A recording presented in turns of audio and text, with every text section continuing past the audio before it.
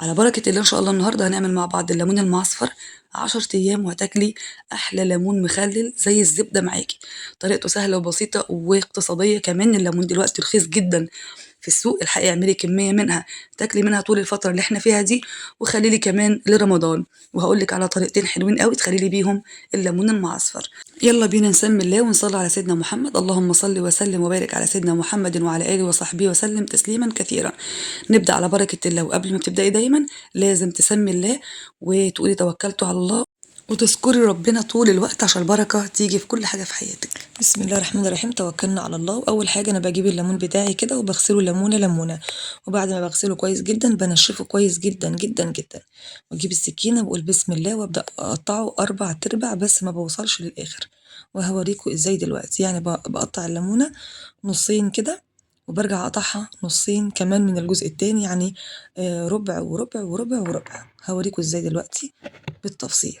بصوا بالشكل ده اهي. هجيب ليمونه اهي وهقسمها كده نصين من الجنب ده وما اوصلش للاخر، وبعدين اعكس واقسم نصين كمان وبرضه ما بوصلش للاخر، بحيث ان هي تبقى معايا زي الوردة بالشكل ده. يا رب يكون الشرح واضح. هخلص كل الكمية اللي معايا بالطريقة دي. ومعايا هنا فلفل اخضر برضه هخلله معاه، والفلفل المخلل معلومة سريعة كده لازم يكون اصفر وماسك نفسه كده، علشان لما يبقى يتخلل وياكي يبقى لونه كهرمان كده، ما يغمقش ويطرى معاكي بسهولة. مية بقى بتغلي على النار، ونقول بسم الله وننزل فيها بالليمون بتاعنا اللي احنا لسه مشققينه، وهسيبه يغلي كده بتاع 10 دقايق مثلا. هقلبه كده الأول وهسيبه يغلي 10 دقايق. ده الليمون المعصفر السريع. لكن لو هتعمليه عشان مثلا يقعد معاكي شهرين 3، مش هتسلقيه ولا حاجة خالص، هتقطعيه وتبدأي تعملي الخطوات اللي جاية كلها عادي. لكن أنا عايزاه يعني في خلال 10 15 يوم نكون بنستخدمه وبناكل منه. حطيته كده وهسيبه يغلي 10 دقايق زي ما انتوا شايفين بالشكل دوت. والمية مش هرميها، المية هحافظ عليها، وهتشوفوا ليه دلوقتي. طبعا طول ما احنا شغالين يا بنسمي الله يا بنذكر الله يا بنسبح يا بنصلي على النبي يا بنقرا اي سورة قرآنية احنا حافظينها حتى ولو كانت صغيرة. المهم ذكر الله ما ينشلش ابدا من على لساننا. ربنا يثبتنا واياكم يا رب العالمين. بدأ يغلي اهو، شايفين التنميلة دي ان هو كده خلاص بدأ يغلي. انا سبته بقى كده يغلي 10 دقايق بس. الريم اللي على الوش ده يا ريت تتخلصي منه، ملوش لازمة يعني. وبعد كده طفيت عليه وسبته في المية لحد ما برد تماما بقى بالشكل اللي انتوا شايفينه ده. هبدأ كده اخده من المية بتاعته دي. هو كده الخلاصة بتاعته كلها على فكرة في المية دي. يعني نزل شوية زيوت طيارة حلوة من القشرة بتاعته، شوية عصير حلوين نزلوا برضو من الليمونة نفسها وهي متفتحة. فهنا الزبد بقى دي، هنا الخلاصة كلها. نجيب بقى معانا الملح، ويا ريت يكون ملح خشن بتجيبيه من عند العطار على فكرة، رخيص مش غالي. هو ده شكله. بيبقى حلو قوي، والتحديقة بتاعته بتبقى أفضل من الملح الناعم. ومعايا هنا بتقولي للعطار عايزة مثلا ب10 جنيه عصفر. هو ده شكل العصفر، بيبقى عامل زي العفش شوية كده ولونه برتقاني ومزز قوي. وهتجيبي برضو حوالي معلقتين كبار من حبة البركة. والكمية بتاعت الملح والعصفر وحبة البركة دي على حسب كمية الليمون اللي انت هتستخدميها. انا اللي عندي دول تقريبا كانوا كيلو ليمون الا كام واحدة كده يعني. نقول بسم الله ونجيب الليمون ونبدأ نحشيه زي ما انتوا شايفين كده. بفتحها وبحط فيها الميكس بتاع الملح والعصفر وحبة البركة، وبضغط عليه جوه واقفل الليمونة زي ما انتوا شفتوا. وهبدأ أكمل بقية الكمية بنفس الشكل وأرصهم جنب بعض كده. وكل ما الكمية تكتر معايا بضغط عليهم وبزنقهم قوي، ما بتخليهمش فيهم فراغات أو مساحة، لأ، مش عايزين أي مجال للبكتيريا. بزنقهم كلهم جنب بعض لحد ما أخلص البرطمان بتاعي.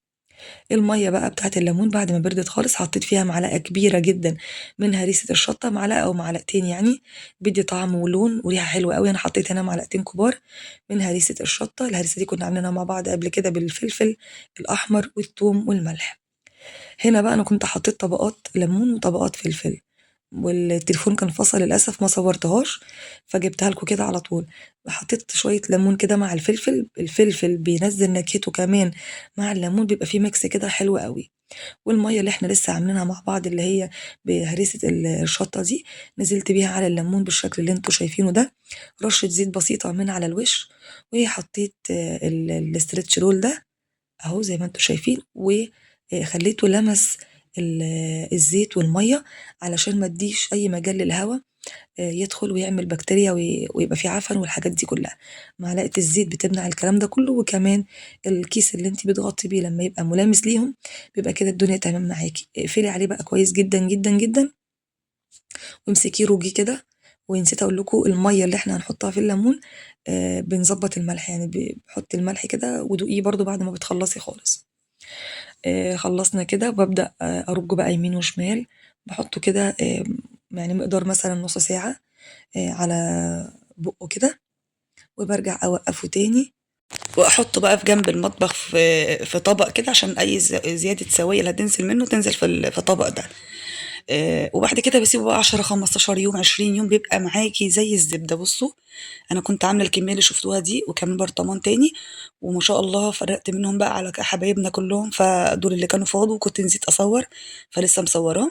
والله يا جماعة زي الزبدة ما شاء الله، والمَيّة بتاعته ناعمة كده عاملة زي السمنة البلدي، ناعمة وطرية وسايحة وطعمها لوحده حكاية. جرّبوها وإن شاء الله مش هتندموا. طيب في طالع دلوقتي ترند اللي هو مخلل الليمون، إنِّك تضربي الليمون المسلوق في الكبة مع الفلفل مع مش عارف إيه.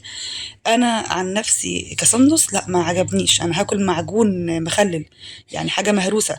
لكن أنا باحب أمسك الليمونة زي ما أنتم شايفين كده وأحس بكل حاجة فيها. فحابين هي نفس الطريقة، بس الفرق إن أنتِ بتضربي كل حاجة مع بعض في الكبة وتحطيها في البرطمان وتغطّي عليها، بخلاف إن إحنا عملنا الخطوات دي يعني. الطريقة التانية إن أنا عايزة أعمل مثلًا مخلل ليمون يفضل معايا لشهر رمضان، نفس اللي عملته بالضبط. غسلت الليمون ونشفته وشققته، هاعمل كل الخطوات من عدا إن أنا أسلقه، مش هاسلقه خالص، هاحطه زي ما هو ني في ني، والمَيّة بتاعته هاعصر فيها حوالي نُص كيلو ليمون، وهابدأ أملّح بقى عادي جدًا. يعني الخطوة المختلفة الوحيدة ما بين الليمون المعصفر السريع واللي هو ممكن يقعد معاكِ بالشهر وشهرين و3 كمان، إن أنتِ ما تسلقيهوش. طيب بعد ما بنخلّص الليمون والفلفل وكلّه بيفيض معانا المَيّة اللي هي عاملة زي الزبدة دي، هل نرميها؟ لأ طبعًا، يا تخلّي لي فيها ليمون تاني تعمليها زي خميرة كده، يا إمّا تعمليها بقى مع مخلل البصل في المَيّة بتاعة المخلل بتاعه حكاية. يبقى إحنا كده استفدنا من كل حاجة موجودة الحمد لله، وما بنرميش حاجة كمان، كل حاجة نعمة من المولى سبحانه وتعالى.